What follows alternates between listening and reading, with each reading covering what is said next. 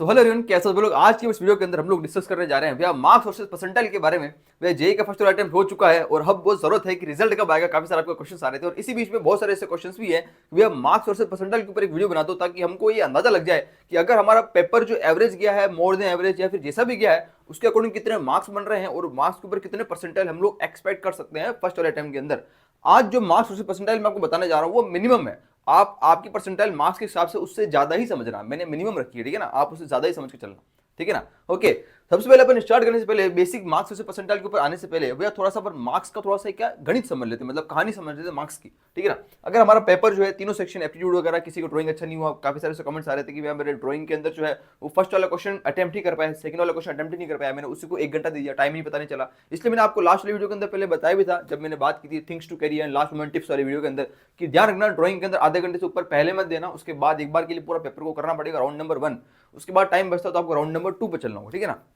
खैर हमारे पास अभी सेकंड वाला अटेम्प्ट है और सेकंड वाला अटेम्प्ट हमारा होगा, ठीक है ना। उसके बाद हम बात कर रहे हैं कि पहले भी आप कैसे मार्क्स वर्सेस परसेंटाइल के अंदर मार्क्स कैलकुलेट कर लेते हैं। हमारे पास बेसिकली जो 3 सेक्शन है, मैथ्स हो गया, एक हमारे पास हो गया वो कौन सा हो गया, एप्टीट्यूड हो गया, ठीक है ना। तीसरा जो हमारे पास हो गया वो हो गया हमारे पास ड्राइंग। अब बात ऐसी है, मैथ्स, एप्टीट्यूड एंड ड्राइंग, इन 3 चीज की जब हम बात कर रहे हैं तो मैथ्स के अंदर सिंपल बेसिकली बात है, काफी सारे स्टूडेंट्स होते हैं जो कि कम क्वेश्चन अटेम्प्ट कर पाते हैं और काफी सारे ऐसे भी हैं जिन्होंने मैथ्स बिल्कुल छोड़ दी है। डेफिनेटली बात है, अगर हमारी प्रिपरेशन नहीं थी सही तो मैथ्स को गलत या फिर तुक्के मारने से हमको नेगेटिव मार्किंग होती है और उसका इफेक्ट सीधा जो एप्टीट्यूड वाले पोर्शन के ऊपर पड़ सकता था, ठीक है ना। अगर आपने बिल्कुल भी तैयारी नहीं थी, उसके बाद आपने मैथ्स क्वेश्चन अटेम्प्ट नहीं करे तो आपने सही करा है, और लेकिन आपके पास थोड़ी बहुत तैयारी थी और आपने अगर 4-5 क्वेश्चन 2 या 3 क्वेश्चन अटेम्प्ट करके आए हो बिल्कुल सही सही, तो डेफिनेटली आपके रैंक के अंदर बूस्ट मिलेगा आपको, ठीक है ना। पहले हम बात करें एप्टीट्यूड के बारे में, ध्यान देंगे जब एप्टीट्यूड के अंदर बात कर रहे हैं तो हम काफी सारे कमेंट्स थे कि हमारे 40 क्वेश्चन तो अप्रोक्सीमेटली सही है,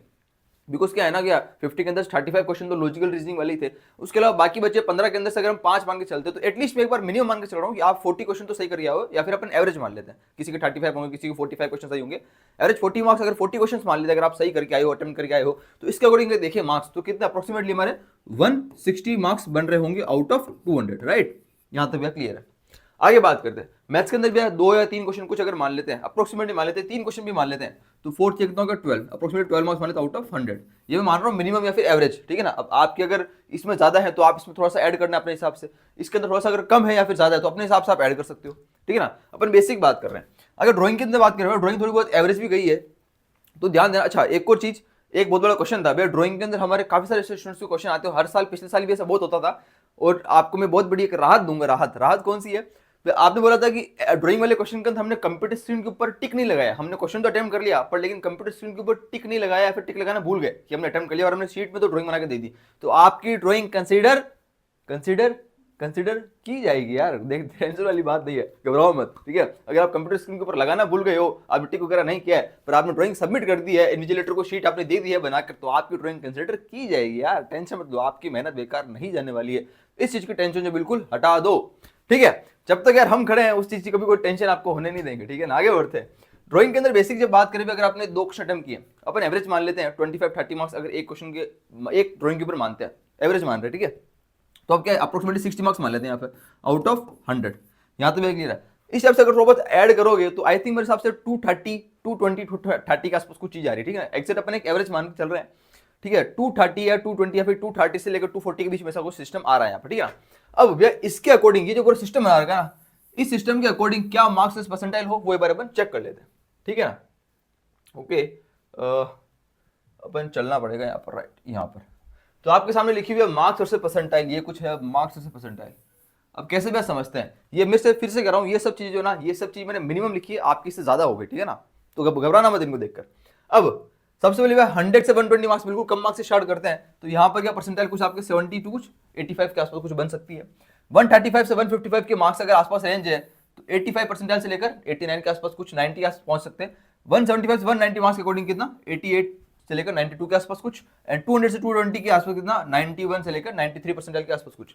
और 235 से लेकर 250 जो भी हम बात कर रहे थे ना, जो मैक्सिमम जो स्ट्रेंथ होगी बच्चों की, अधिकतर मे भी 235 से 250 जब हम बात कर रहे हैं तो 94 से लेकर 97 परसेंटाइल, यानी कि अगर आप भी जो अपने कैलकुलेशन की है उसके अकॉर्डिंग आपकी जो है 95 के आसपास परसेंटाइल बन सकते हैं। अगर जो भी कैलकुलेशन की उसके हिसाब से, अगर आपके कम है ज्यादा है उस हिसाब से आपको कैलकुलेट करना पड़ेगा, राइट। तो मैक्सिमम जो स्ट्रेंथ है ना वो ये है, वो ये दोनों है। काफी सारे स्टूडेंट्स होंगे जो फर्स्ट वाले अटेम्प्ट के अंदर इन दोनों के बीच में इन दोनों के बीच में भी मार्क्स से परसेंटाइल लेकर आ रहे होंगे, पर घबराने वाली बात नहीं है। मैं आपको कहूंगा फर्स्ट वाले टाइम के लिए ये परसेंटाइल भी काफी अच्छी होती है। आपने अगर इस वाले परसेंटाइल को लेकर आ गए हो तो आपने एक अच्छे खासे कॉलेज के अंदर अपनी सीट सिक्योर कर ली है, ठीक है ना। मैं आपको बता देता हूँ, आपने अच्छे खासे कॉलेज में सीट सिक्योर कर ली है, कोई दिक्कत वाली बात नहीं है। ऐसा नहीं कि हमारी सीट ही नहीं मिलेगी, ऐसा कुछ नहीं। अगर आप इस परसेंटाइल के ऊपर पहुंच गए हो, 95 के आसपास परसेंटाइल है, 94, 98, 90, 96, 97 के आसपास, तो आपने एक तरह का सिक्योर कर लिया। मैं ये नहीं कहूंगा कि एनआईटी आईआईटी के अंदर या फिर एनआईटी एसपीए के अंदर सिक्योर होगी, वो नहीं, पर लेकिन आप एक स्टेट गवर्नमेंट कॉलेज, ठीक है ना, जो भी आपके जो स्टेट गवर्नमेंट कॉलेज है जहां पर जेईई का स्कोर एक्सेप्ट होता है, तो आप एक अच्छे खासे कॉलेज के अंदर सीट एक्सेप्ट कर लोगे, यहाँ से कोई दिक्कत वाली बात नहीं है। आगे बढ़ते हैं। 265 से 280 काफी सारे स्टूडेंट्स होंगे जो कि एप्टीट्यूड के अंदर 45 क्वेश्चन अटेम्प्ट कर लिए होंगे, किसी ने थोड़े ज्यादा कर लिए होंगे। तो आप अगर ये रेंज आ रही है आपकी मार्क्स की, तो आप मानोगे 98 से कुछ 99 के आसपास, मतलब 99 को क्रॉस कर जाओगे आप। इस वाले परसेंटाइल के ऊपर आते ही यहाँ से आपकी जो है एनआईटी और एसपीए की रैंकिंग स्टार्ट हो जाएगी। यहाँ से आपको चांस होते हैं कि इस वाले परसेंटाइल के ऊपर आने के बाद आप एनआईटी, जो कि एक मेरे स्कूल में लेकर 9 एनआईटीज है, जो लोअर एनआईटीज हैं, या फिर स्टार्टिंग की जो मेरे पास 3 या 4 एनआईटी को छोड़ के बाकी एनआईटीज है, वहां से आपको सीट्स मिलना स्टार्ट हो जाएगी, ठीक है ना। बाकी 296 310 की जब बात करते हैं तो यहाँ पर जो है डेफिनेटली आपको एनआईटी हो चाहे एसपी हो, सब तरह कॉलेजेस के चांस यहाँ पर रहेंगे इन दोनों परसेंटाइल के हिसाब से, इन दोनों पे, ठीक है ना। बाकी 320 वाला जो है इस बार जो है वो 100% भी लेकर आ जाएगा, बिकॉज इसके 320 से ऊपर है। फर्स्ट वाले टाइम के अंदर काफी कम स्टूडेंट्स के 320 आता है, बिकॉज प्रिपरेशन इतना ज्यादा टाइम नहीं मिल पाता। बिकॉज सेकंड वाले टाइम के अंदर जो है ना, देखना तगड़ा वाला रिजल्ट लेकर आ रहा है, और बहुत सारे स्टूडेंट जो होंगे अच्छा रिजल्ट लेकर आएंगे सेकंड वाले टाइम के अंदर, बिकॉज अभी टाइम भी है और अभी बोर्ड एग्जाम भी खैर है, क्योंकि बोर्ड एग्जाम पे तो चीजों को ढंग से रिवाइज करना है आपको, और काफी सारे आपके पास जो वीडियोस वगैरह स्ट्रेटेजी वाली वीडियोस वगैरह वो आ रही है, ठीक है ना। बाकी यही था मार्क्स और परसेंटाइल का कुछ क्राइटेरिया, और बाकी काफी सारे कमेंट्स भी कि पेपर भी डिस्कस करना है, तो पेपर के ऊपर जो क्वेश्चन का करना हो, थोड़ा सा डेटा रिक्वायरमेंट जो थी, वो जो भी क्वेश्चन थे उसके ऊपर थोड़ी सी छानबीन चल रही, रिसर्च चल रही, तो आपकी जैसे ही मेरे पास कुछ होता है सब कुछ, तो अपन पूरा सिस्टम बनाकर एक वीडियो बनाकर या फिर लाइव आकर डिस्कस कर लेंगे पेपर को, ठीक है ना। बाकी काफी सारे स्टूडेंट पूछ रहे थे रिजल्ट कब आएगा, ये बता दो। रिजल्ट आने में थोड़ा सा आपको टाइम लगेगा। बीआर का रिजल्ट ना जनरली बीटेक्स थोड़ा सा लेट आता है, 8-10 दिन लेट आता है, यानी कि फरवरी के कुछ सेकंड वीक तक थोड़ा सा मान के चलो, 10 या 15 तारीख के आसपास, 15 के बाद ही पॉसिबल हो सकता है मे बी, ठीक है ना। खैर अभी हमको रिजल्ट की टेंशन नहीं लेनी है, मैं बोल रहा हूँ रिजल्ट आपके ये है, इस टाइप को देखो, इससे ऊपर मान लो, ठीक है ना, इससे इस परसेंटाइल से कम नहीं मानना है हमको, कोई दिक्कत वाली बात नहीं है। रिजल्ट की टेंशन छोड़ो, परफेक्टली फोकस करो बोर्ड एग्जाम के ऊपर। अगर आप ड्रॉपर नहीं हो, सीबीएसई बोर्ड एग्जाम में, आप कोई से भी स्टेट बोर्ड एग्जाम है उसके ऊपर फोकस करो, उस साथ के अंदर फोकस करो सेकंड वाले अटेम्प्ट के ऊपर, राइट। अब चाहते हैं भैया हम तो बोर्ड एग्जाम के ऊपर फोकस करना चाह रहे हैं, पर लेकिन सेकंड वाला अटेम्प्ट जो है, जो ये इस टाइप से आ रहा है और बोर्ड एग्जाम बीच में आ रहे हैं, तो अभी किसके ऊपर फोकस करें, कैसे बैलेंस करें, इसके ऊपर मैं वीडियो लेकर आ रहा हूं, कोई दिक्कत वाली बात नहीं है। पर लेकिन आपको पता होगा भैया, जो हमारा है सबसे बिगेस्ट रेवोल्यूशन, सबसे बड़ा सरप्राइज जो है वो भी अभी आ गया है, क्योंकि अगर आप ऐसे स्टूडेंट जो कि जेईई के सेकंड वाले अटेम्प्ट को फोकस कर रहे हो, नाटक के सभी एग्जाम को, सभी अटेम्प्ट को फोकस कर रहे हो, तो आपको जो है